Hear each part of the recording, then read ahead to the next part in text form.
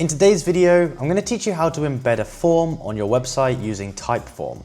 If you find this video useful, be sure to like and subscribe, and let's get right into it. First, we'll start by heading over to Vrbo's website. Open your preferred web browser and type in www.vrbo.com to get started. Once the homepage loads, you'll see the familiar Vrbo interface showcasing a range of vacation rental listings, from beach houses and cabins to condos and more. Right in front of you is a world of possibilities for your next getaway.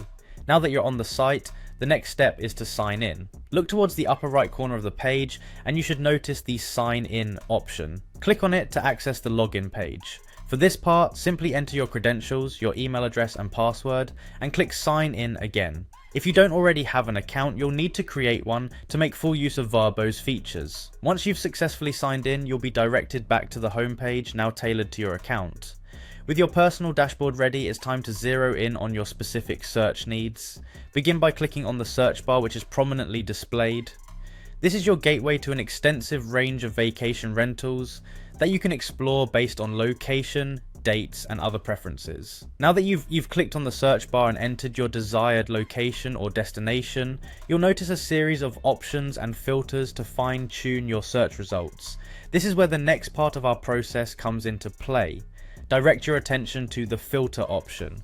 Clicking on filter will open a sidebar filled with various criteria to help you make informed choices about your rental, such as number of bedrooms, amenities, and more.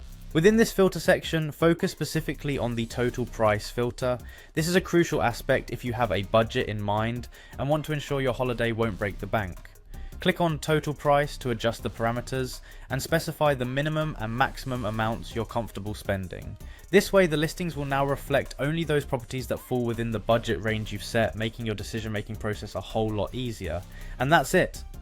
By the end of these steps, you've successfully edited the total price filter on Vrbo, making your search tailored to fit your budget perfectly.